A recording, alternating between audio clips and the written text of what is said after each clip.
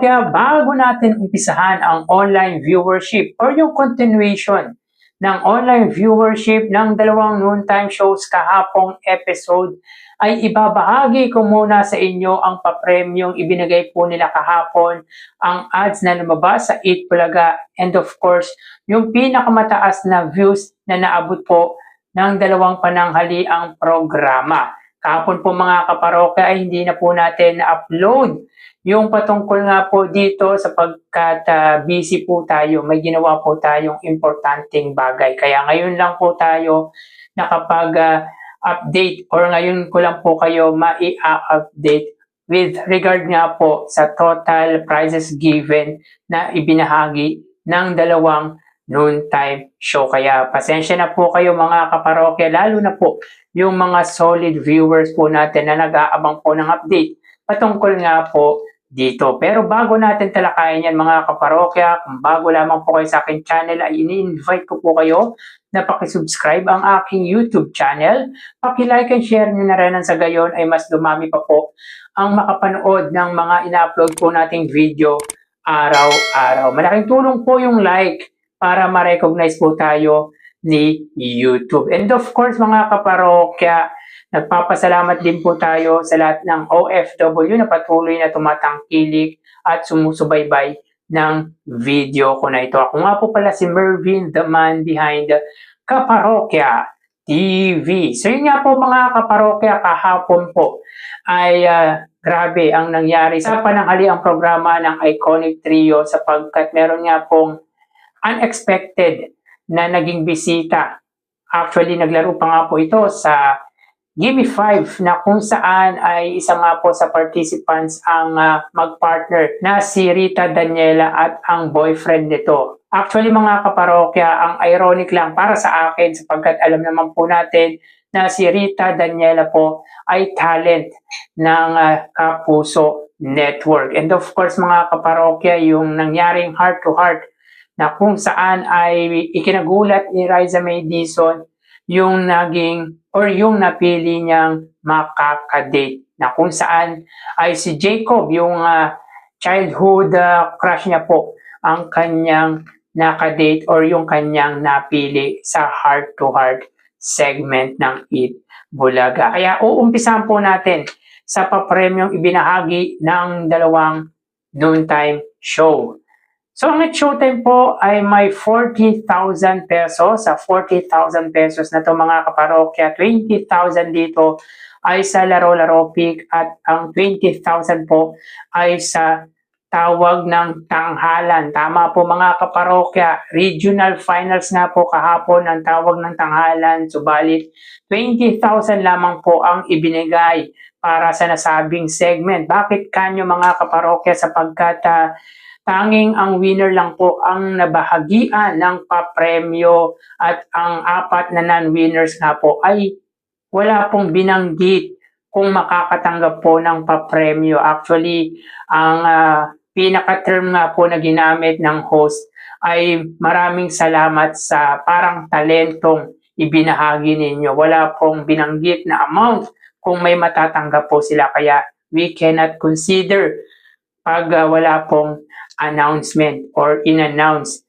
na papremyong matatanggap yung mga participants. Only 20,000 pesos para sa winner. Samantala sa laro-laro pick, 20,000 dito ay para sa elimination round sapagkat pinili nga po ng contestant ang pot money worth of 150,000 pesos kesa sa lipat na nagkakalaga nga po na 25,000 pesos. Yun nga po mga kaparokya, ang katanungan nga po sa laro-laro pick jackpot ay ano ang tawag sa numerong nasa itaas na bahagi ng fraction.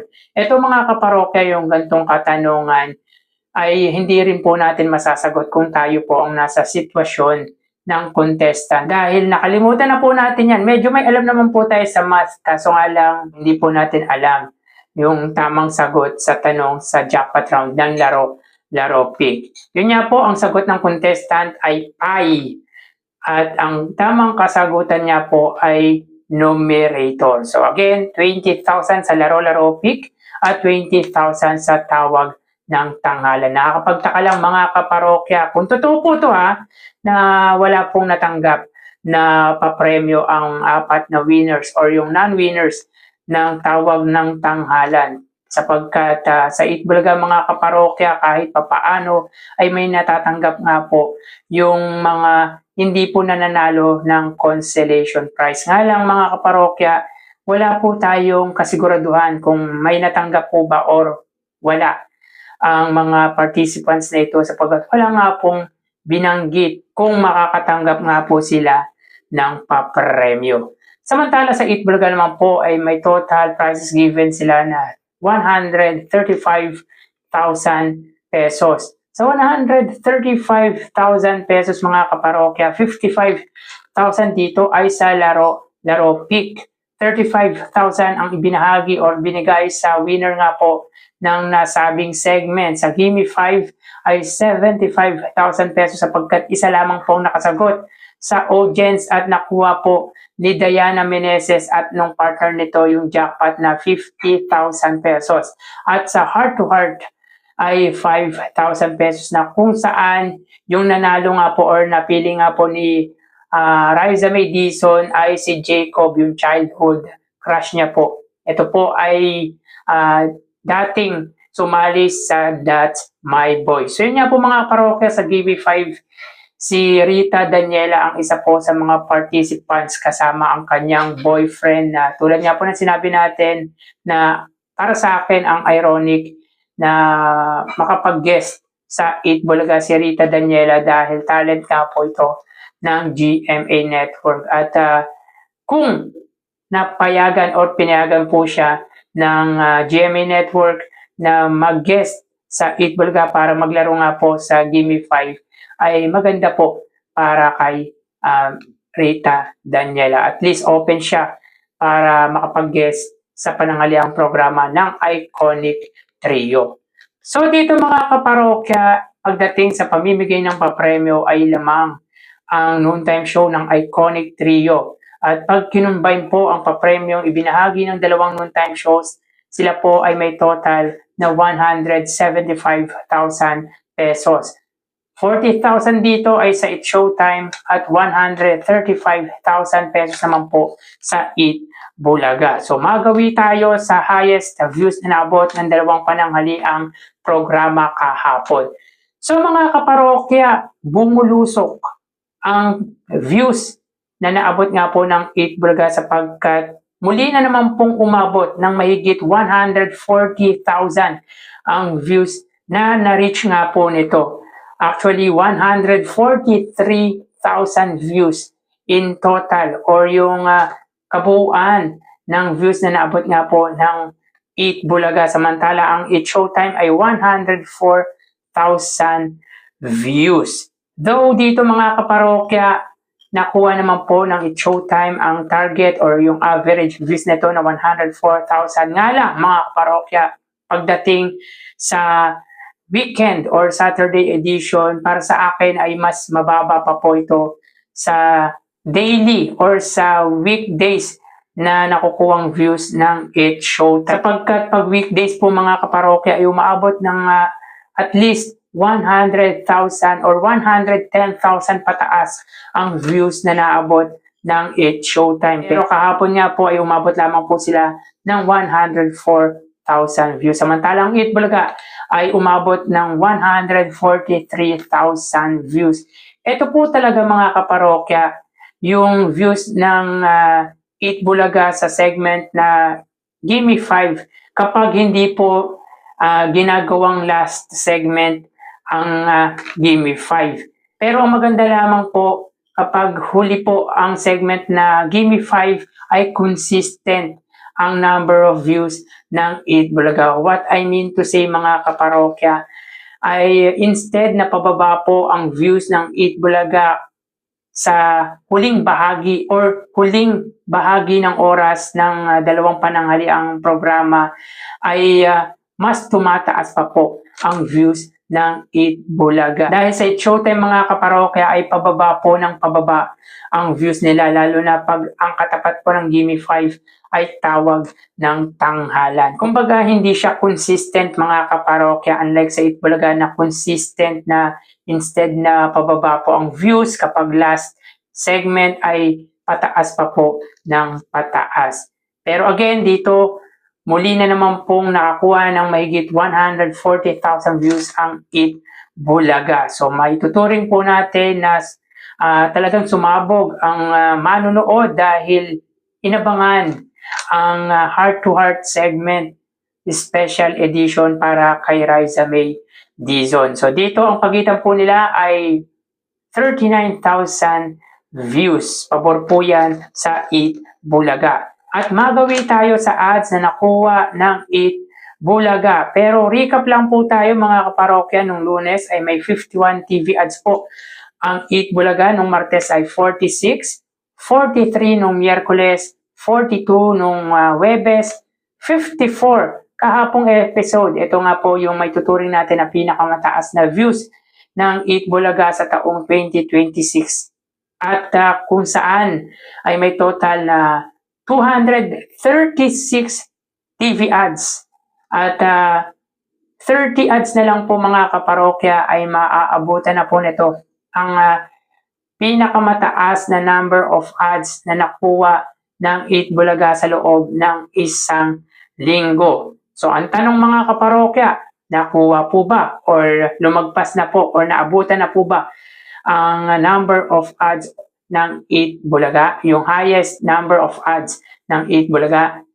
So, ang kasagutan mga kaparokya ay opo, sapagkat umabot po ng 53 TV ads ang Eat Bulaga kahapong episode. Meaning ay muli na naman pong gumawa ng panibagong record ang pananghaliang programa ng Iconic Trio, sapagkat nasurpass na nga po nito ang 266 TV ads na nakuha nga po nila last week of January. At ngayon po, sila po ay may total na 289 TV ads. Again mga kaparokya, sa mga sumusubaybay sa aking content or sa aking YouTube channel, ito na po ang pinakamataas na number of ads in a whole week ng Eat Bulaga.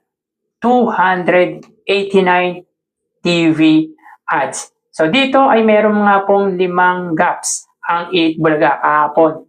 Sa unang gap ay 11 ads, sa pangalawang gap ay 12 TV ads, at sa pangatlo hanggang panlimang gaps ay tig 10 TV ads with a total of 53 TV ads. So another breaking the record nga po ang ginawa ng Eat Bulaga kahapong episode. So tara ating alamin ang continuation ng online viewership ng dalawang bigating noontime shows. Para sa Eat Bulaga under TVJ Facebook page na may 3.9 million followers at sa It's Showtime na may 19 million followers.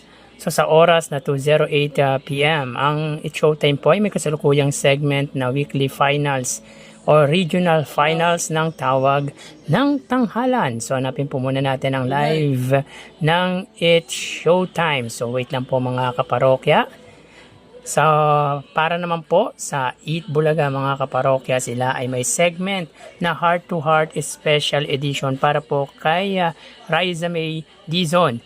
So dito makita po natin na ang It's Showtime po ay may 1,700 viewers, samantalang ang Eat Bulaga ay may 2,900 live viewers.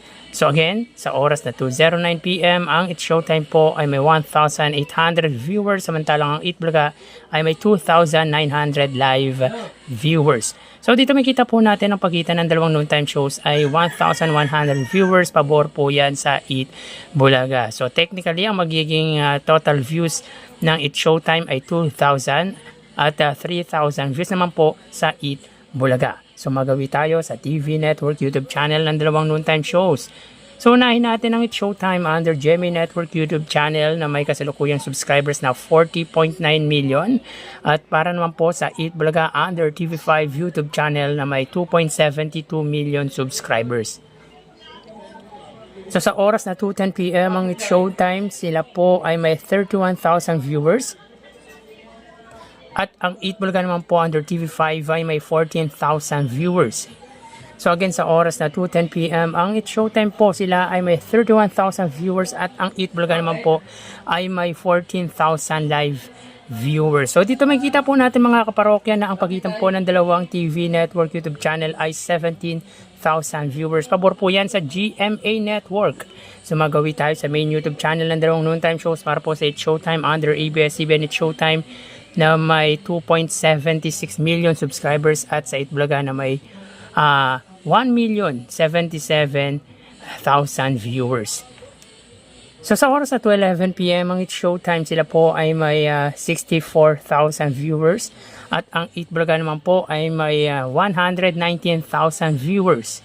So again, sa oras na 2:11 PM ang It's Showtime, sila ay may 64,000 viewers at ang Eat Bulaga naman po, sila ay may 119,000 live viewers. So bali ang total na nakuha ng dalawang noontime shows ay para po sa It's Showtime ay 96,000 total views at para naman po sa Eat Bulaga ay 135,000 total views. Sa Facebook Live, 1,000 or 2,000 rather para po sa It's Showtime at 3,000 views naman po sa Eat Bulaga. Sa Facebook Live or sa TV Network YouTube channel, 31,000 sa It's Showtime or sa GMA Network at 14,000 sa TV5. At pagdating naman po sa main YouTube channel, 64,000 sa It's Showtime, 119,000 views naman po sa Eat Bulaga. So bali ang total na nakuha ng It's Showtime ay 97,000 at ang Eat Bulaga naman po ay 136,000 views. So dito mga kaparokya ay lamang na 39,000. So dito mga kaparokya ay lamang na 39,000 views ang Eat Bulaga against sa It's Showtime. Meaning ay wagi pagdating sa online viewership ang pananghaliang programa ng iconic trio against sa noontime show ng Madlang People noontime show at tambak or landslide nga po ang inabot ng It's Showtime sa Eat Bulaga. So yan po lumalabas sa kanilang online viewership as of 2:13 PM. Magpapaalam na po tayo mga parokya. Magsingat po tayo. Thank you and God bless.